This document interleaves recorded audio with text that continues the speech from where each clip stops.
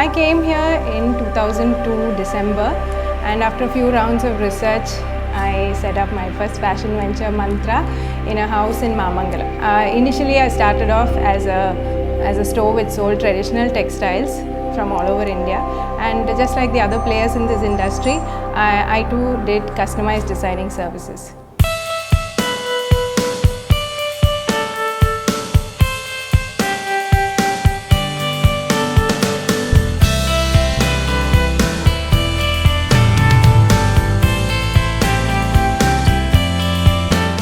I realized that most of the women who came to me were half designers themselves.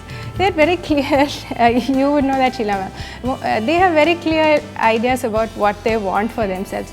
And my role was reduced to just translating their ideas into reality. And in that process, I felt that I was losing my creative voice. I'll narrate my one moment of reckoning that I had. I used to do bridal wear in those days, and one enthusiastic bride came to me with a sketch in hand which she had made herself. It was a yellow gagra with bright blue embroidery all over, bright patchwork all over. And while she was animatedly explaining the details of the design to me, in a flash I saw what my life would be if I followed that path. And I asked myself, is this what you want to do? Do you really want to put blue on yellow? The answer to all those questions was a loud, resounding no from within.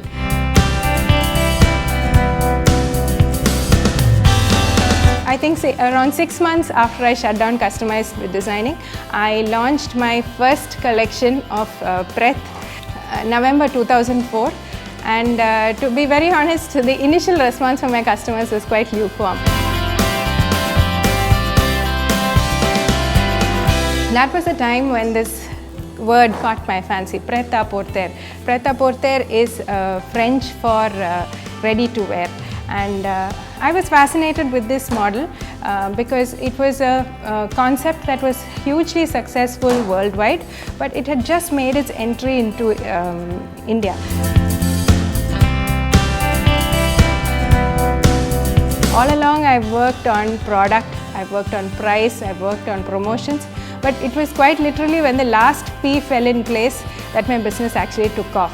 We used fabrics from all over India. I think each garment had about 15 to 16 elements of design, crafts, either in embroidery or in textiles. So it was truly a collage of textiles and crafts. I was competing with national brands here, and they had good products. They had deeper pockets. They had bigger ad budgets.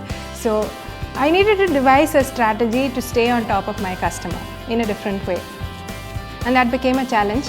That was when I started weaving stories around my brands. At the end of it, I had the honor of being the first designer from Kerala to have membership in the FTCI. Okay. And then I had the opportunity to present my collection at the Amazon India Fashion Week for Spring-Summer 2015 and then 2016. If we following fashion industry, we do know the level where she is sitting. For you to get into Amazon Fashion Week, and we know how difficult fashion industry is and how expensive it is. So what was that fire in you which took you to that stage?